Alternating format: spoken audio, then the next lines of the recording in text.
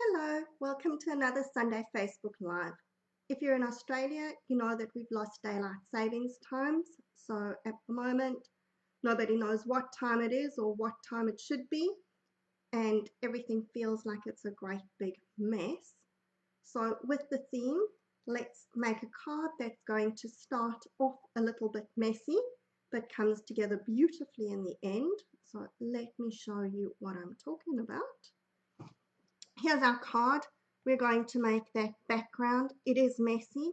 If you've ever been to any of my classes, you know that I always say that if you don't land up sticky and messy, you haven't had fun. So here we're going to have lots and lots of fun. Let me show you what we're working with. So I'm using Tour Wild Rose stamp set. This is one of the retiring stamp sets, but it is a beautiful stamp set. So if you want it, put in your order before it's gone. I'm also using the banner punch, the adjustable, I can't remember what this is called now. It's the one that does the two different punches.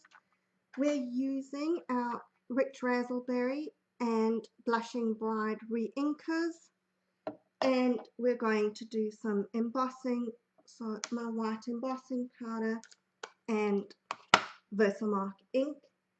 And the last thing that we're going to need is some acetate sheet. So the acetate sheet comes in 12 by 12 inch. This is just one sheet cut in half.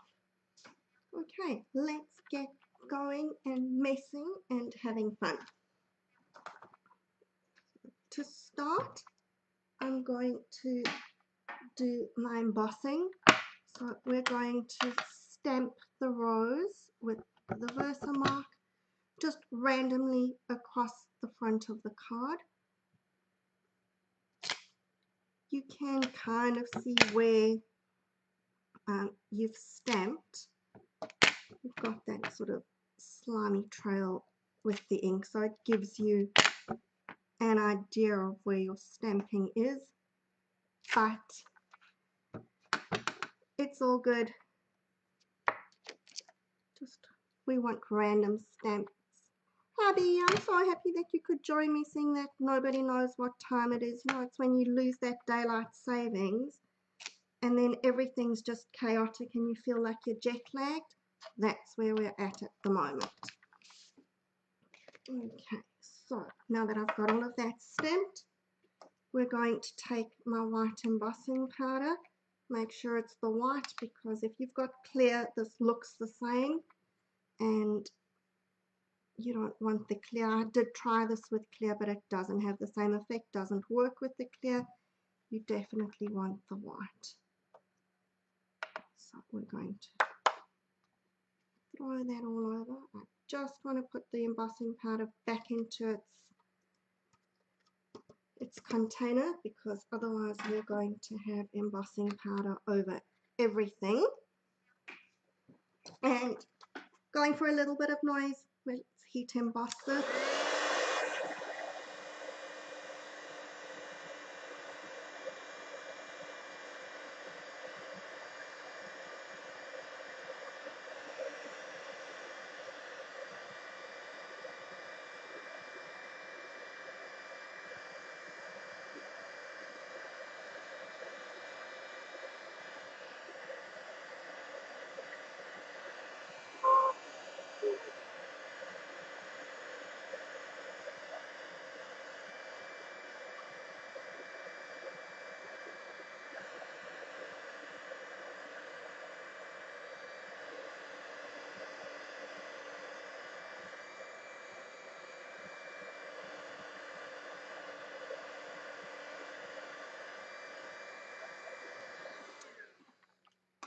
Okay, so I wanted to make sure that that was all really well embossed, and it looks like I've missed it, but I think so.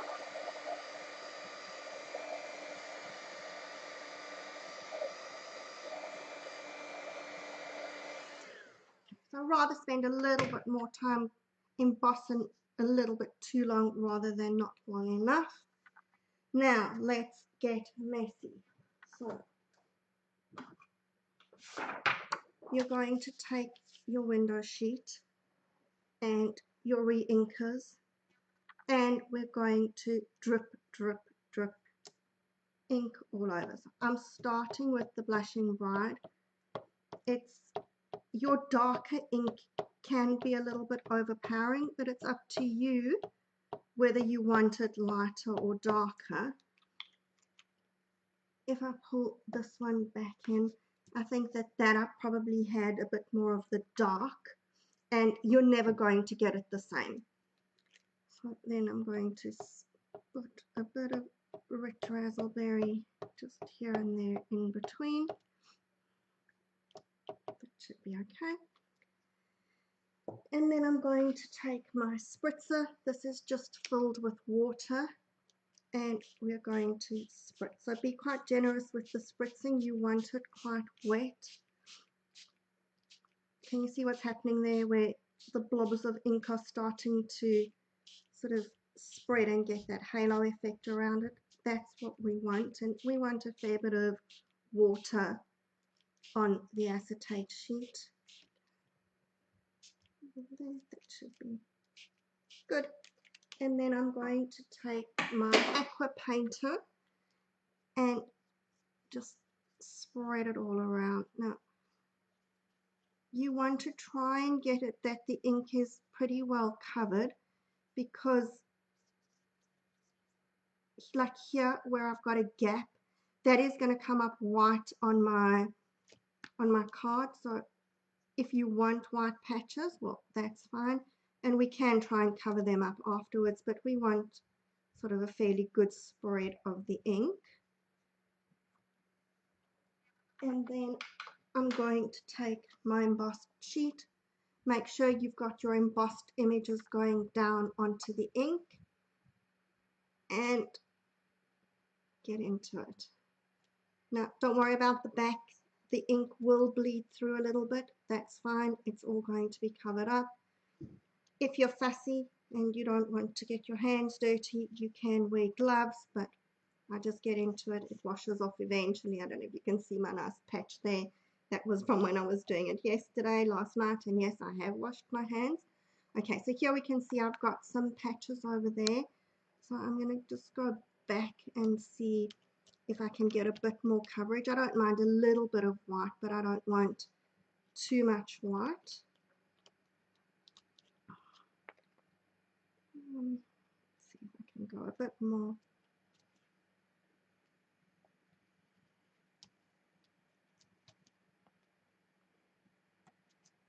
And yeah, you will end up using most of the ink that you've put down on your acetate sheet. So even though it looks like it's a lot, you will use it.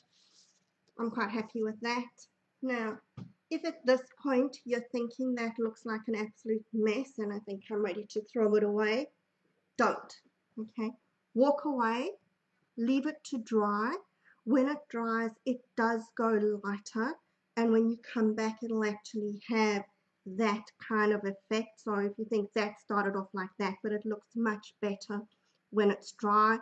I sometimes find that if things don't look like they're working out, walk away, come back, and then it sort of looks better when you have a second look at it. So I'm going to leave that to dry, but I do have another one over here that I did yesterday, which has now dried. You can see that one's come out a bit lighter than this one. I obviously had less of the Rich Razzleberry and more of the Blushing Bride blended in there. And then we can finish up our card. So let's just stamp my insert. Oops, I just want to give it a bit of a clean. We don't want the Versamark ink, and I'm going to stamp this flower into the corner, and I'm using the Hello Greeting from the stamp set. So what I'm going to do is I'm just going to stamp or punch my banner, and then I usually say stamp and then punch, but in this case I want to be able to see the edge of the banner, so we're going to line up the hello and That looks okay. And I just needed to grab my stamping trimmer because I'm going to cut this down. Now, you can cut it with the scissors. I'm not going to because 100% guaranteed I will not cut it straight. So there we go. I cut it with my trimmer and it's all straight. And that's our stamping done. Not a lot of stamping for this card. I'm taking my rich raspberry background.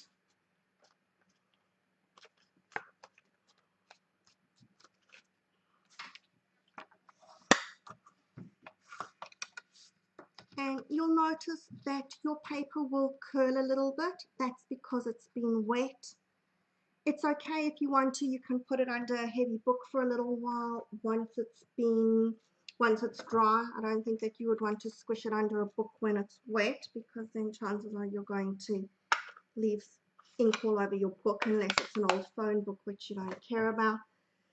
And I'm going to use my Stampin' Seal. You can use Tombow, but I think that when the paper's curling a little bit, it's better to use your sort of tape adhesive because I think that just holds flat quicker.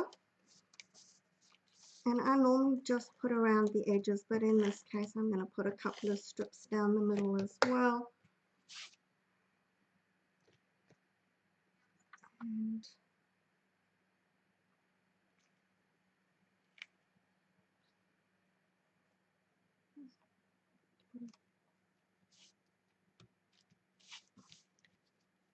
line it up. And I've got another piece of rich raspberry which I've just punched with that punch. So slightly, it's on the next one up. So unfortunately this uses inches. So that was my 3/4 of an inch and that's 1 inch. So we're going to stick that onto the rich raspberry. I wanted a very little greeting here because that's stuck completely askew. Okay, so I wanted a very little greeting because I didn't want too much covering up the background, but obviously you can use whatever greeting you want. And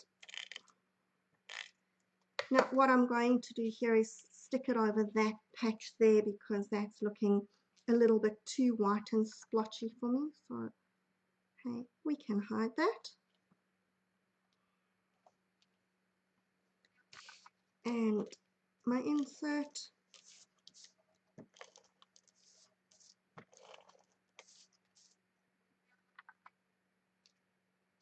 And yep, this was just the regular basic white. You could probably use the watercolor paper, but then you're going to get the lines showing through. I'm sure it would work with the watercolor paper as well, but I just dived straight in and used standard cardstock and it worked fine.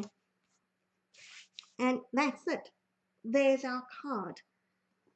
Easy as, so all you want to do is let it dry a little bit. You can see here's the one that I did earlier. It is drying, but it just needs a little bit more time. It's still very wet. And if you want to play with colors, these I haven't mounted onto card yet, but I did that with Calypso Coral and Crushed Curry. So you can mix colors if you want to. I think that it works quite nicely where you've got a lighter and a darker shade of a similar color. But go for it. And if you've made it, let me see what you've done. I'd love to see the color combinations that you come up with. This can work really well as well with the Butterfly Brilliance stamp set. So anything that's got sort of biggish images that you would normally color in is going to work here. So hope you enjoy this. Hope everybody gets used to daylight savings. Thanks for joining me and we'll see you next week. Bye.